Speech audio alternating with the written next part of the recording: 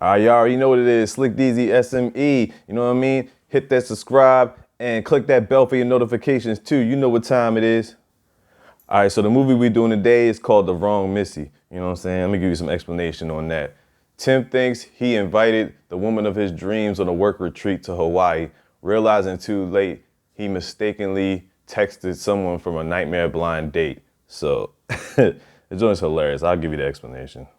So there we have your boy David Spade. I mean, he's on a blind date. He's trying to figure out who his other date is, and he's looking kind of disgusted because you'll find out in a minute. So it turns out that's not his date, and he's actually talking to Roman Reigns' wife. Yeah, he's in this movie. I know we got some wrestling fans out there. Come on, man. Y'all know Roman Reigns. You know who he is. The big dog, Aquaman. Yeah, y'all know who I was talking about. Come on, man. You know who it is. That's Roman Reigns. There you go. Aquaman.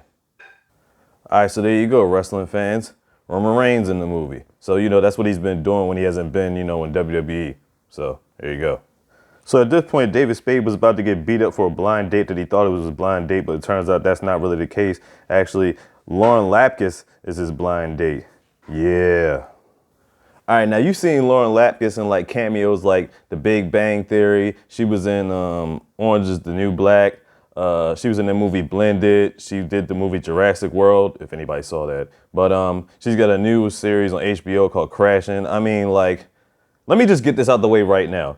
Lauren Lapkus is the MVP of this movie. Like, I'm telling you, like, it's freaking hilarious.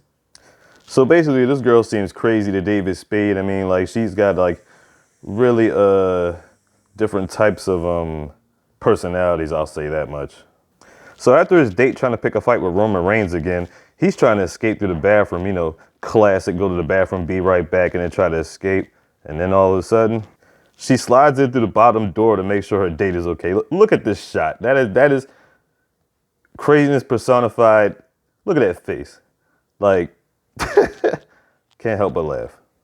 Okay, this is where David Spade is feeling like this date is officially over. I mean, he's talking about some quandary with the chick with something named Sheila, and he's like, who the heck is Sheila? And then she pulls out this big ass Crocodile Dundee blade. I'm like, oh boy, alrighty then.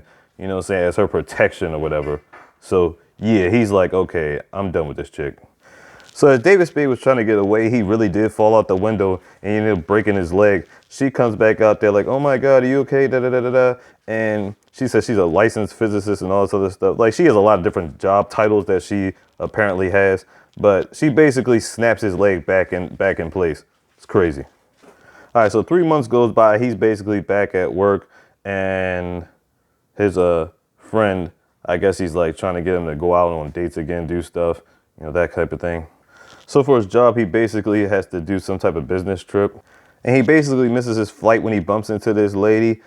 Yeah. And their bags somehow ended up getting switched when they bumped into each other. So because of that, they both end up missing their flights, but they end up running into each other again, and they start talking. So apparently at this point, they like the same books, they have the same mannerisms, they do the same type of hobbies and things like that. So they feel like they have something in common. And so by that logic, because apparently dating is so simple, they end up making out in a janitor's closet. So yeah. All right, so I want you to keep this in mind. The girl he dated before, the crazy one, is named Michelle.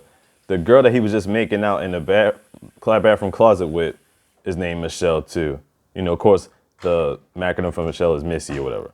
But the thing is, he ends up getting her number, or he ends up giving her his number or whatever like that. And then, at that point, they start to text each other. Yeah.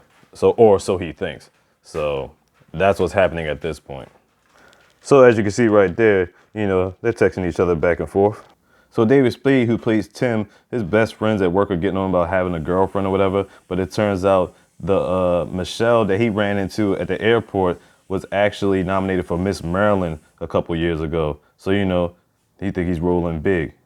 So at this point, he's getting ready to go on one of his boss's cruise ships because they've already told his boss that he's dating Miss Maryland.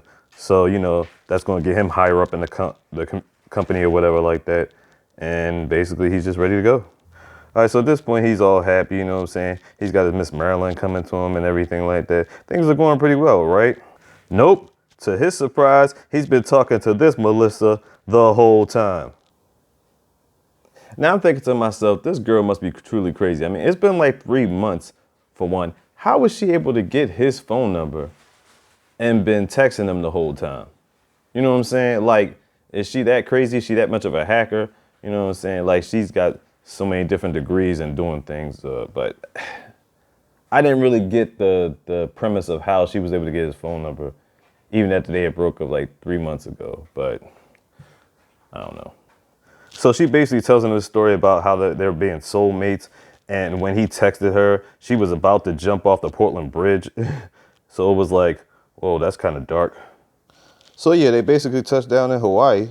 And they're basically the couple for, the retreat.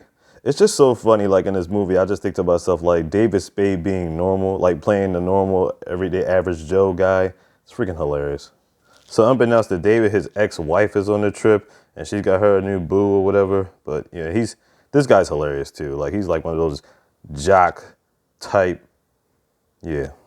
So David and Lauren finally get to their room or whatever. Oh, it's something else I forgot to mention. Besides her so many sociology and physical degrees that she has allegedly obtained, she also has a split personality. Yeah, as if this movie wasn't wacky enough already. Now she's got multiple personalities. It's like, what? So basically, when she's submerged in any type of water, she turns into this immortal being called Hellstar. Yeah, and starts talking like demonic gibberish. It's something. So here in the middle, we had David Spade's boss. He's waiting on Miss Marilyn. He's your typical boss. He treats his employees like shit. I mean, this guy's trying to get him a coffee. Then he said, I wanted regular coffee. And he's like, no, I don't. And then, he basically just dismisses him, knocks the coffee out of his hand and shit. And here comes that adorable London Lapkin. She just goes out there, and obviously the boss finds out there's no Miss Marilyn coming. And basically she's the life of the party. She's talking to him about certain medicines and things of that nature. And yeah, they actually tend to like her. So at this point, straight-laced Tim is trying to get her to, stay in her room or whatever like that to try to not interrupt his job, saying his job is on the line. And he feels like she's being a distraction to him and all this other stuff.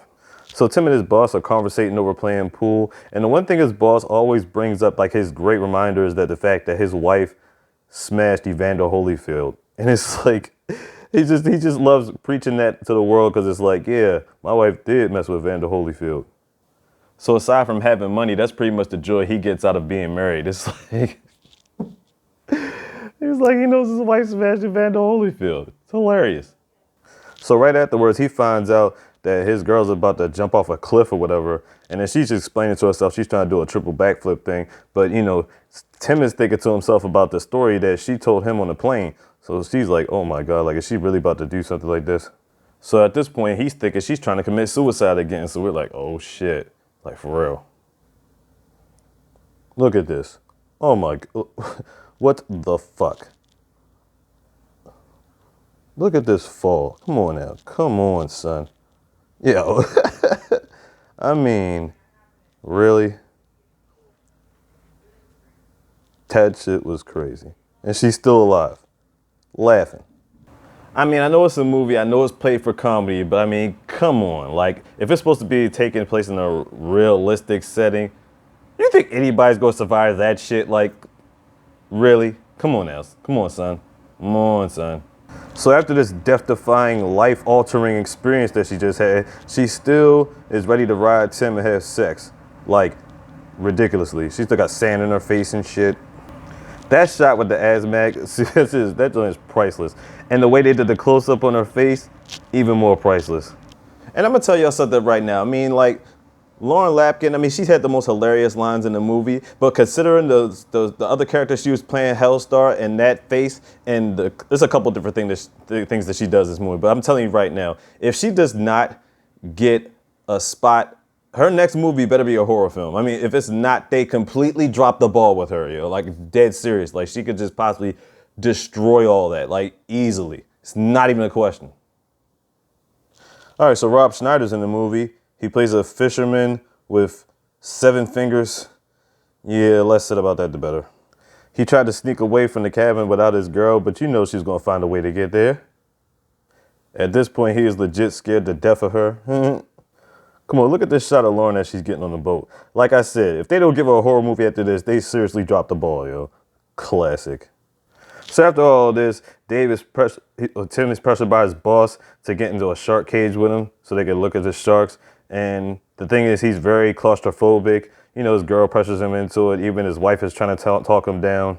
Sorry, I mean his ex-wife is trying to talk him down at the situation. And so basically, they're in a shark tank now. Missy goes down to the bottom deck to get some chum, but she's fighting with Rob Schneider about it, and like obviously the chum, if it hits the water, the sharks start going ape shit, and then she ends up throwing up in the water, the chum, because she's so disgusted by it. And guess what? It gets the smell of the sharks, and they actually start doing things. So the sharks really broke their cages. Tim gets so scared he damn near leaves his boss, and yeah, that happens. So justifiably at this point, he's pissed off at Melissa, you know, yeah. So as Melissa's storming off, the other Melissa texts him, and he's like, oh snap, she was able to text him. So Dave goes on a snorkel retreat with his boss. Meanwhile, Lauren is going to a spa treatment. But the thing is, she goes on a spa with his boss's wife or whatever, and they start doing therapy. But the therapy session ends up with Tim's boss and his wife breaking up. So Tim is basically convinced her to be like, hey, go talk to my boss now, straighten this stuff out, get it done ASAP. But this definitely doesn't go as planned, you know what I'm saying? And to make matters worse, she's submerged in water, so who does she turn into? Her alter ego, Hellstar. Yeah. Yeah, so you know, her boss is very skeptical about all this stuff, and then she's like talking in demonic tones. It's crazy. So yeah, you know, I'm not gonna give away everything in the movie or and just know that once it gets to this point, there's a couple little twists and turns of things that happen that go along with the scenario. But all in all, it's a funny movie to watch. Like I said, Lauren Lapkin is the MVP of this movie. I mean, this is one of the first times I've seen David Spade actually act like a normal person, like a normally calmed down, subjected type of, you know, in regular society type of person. So, you know, after seeing him in Grown Ups and things like that, you know, it's like, oh, it's kind of weird. I mean, yeah, he's got that goofy ass toupee, but that's either here nor there. But the point is that, I mean, it's a fun movie. You know what I'm saying? It's all around fun. Like I said, Lauren Lapkin kills it, like with her jokes. Like you could tell she clearly was able to get loose in this movie. Like whatever jokes that she had reserved and left over, launched it through the sky in this one. And I said once again, she's had a couple scenes where she looked kind of scary or whatever, playing off the Hellstar character. Like I said, just off the Hellstar character alone, if she doesn't get a horror movie after this, whoever was looking at this that didn't give it to her, they've dropped the ball immediately. That's all I'm gonna say about that. But bottom line is, it's a funny movie. I mean, like, it's your typical, like, I mean, it was done by Adam Sandler, you know what I'm saying, Happy Madison Productions. So it's on those lines of funny. You know, if you enjoy that type of comedy, then it's the movie for you. That's all I'm saying. I mean, all I gotta say is Lauren Lapkin. She's hilarious. You know what I mean? Yeah. And that's the wrong Missy, basically. So, hope you enjoyed that. Thumbs up, thumbs down. Let me know what it is in the comments. And once again, subscribe to this channel. Hit that like, that notification, all that good shit. You already know what it is. GM Slick DZ out the Heezy. I'm out.